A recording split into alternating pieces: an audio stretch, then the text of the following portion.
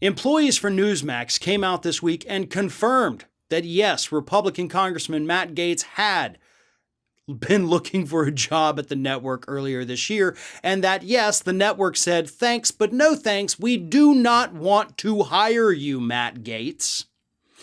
Now here's where this story actually gets interesting. We could understand if Matt Gaetz approached them today with all that's going on in his life and said, hey, can I have a job? And they said, no. We read the news. We may not actually report it, but we read what's really happening. And no, you can't work here.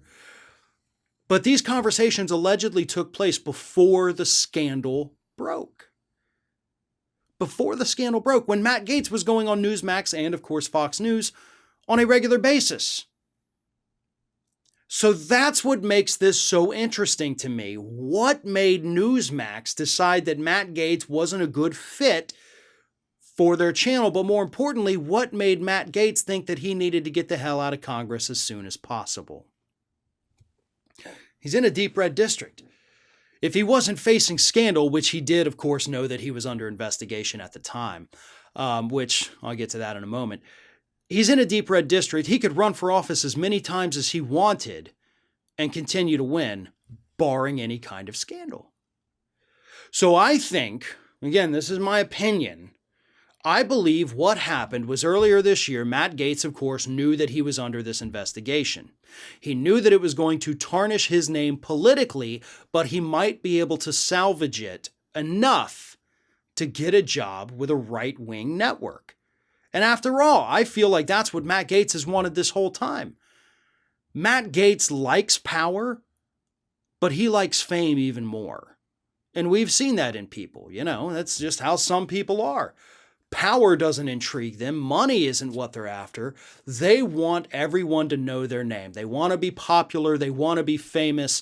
They want people to tune in and absolutely just drool over the thought of getting their opinions on the news of the day. But Gaetz needed to get out of Congress in order to make that happen.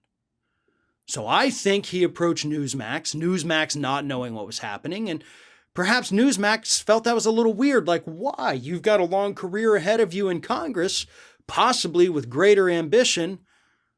Why are you coming to us wanting a job? Maybe this doesn't feel right. But either way, thanks but no thanks. We don't want you working at our network. And of course, Newsmax, by the way, still has Matt Gaetz come on their programs. He's been on Newsmax this week. So it's not like they're afraid of him being too toxic for the network because, again, he's still coming on a regular basis. He's not going on Fox News anymore, but he still has his face in front of a camera. He's still doing that weird, smile thing that he does. So what really happened? Unfortunately, that's an answer that we don't have right now. But I want that answer. Because something about this story doesn't smell right still.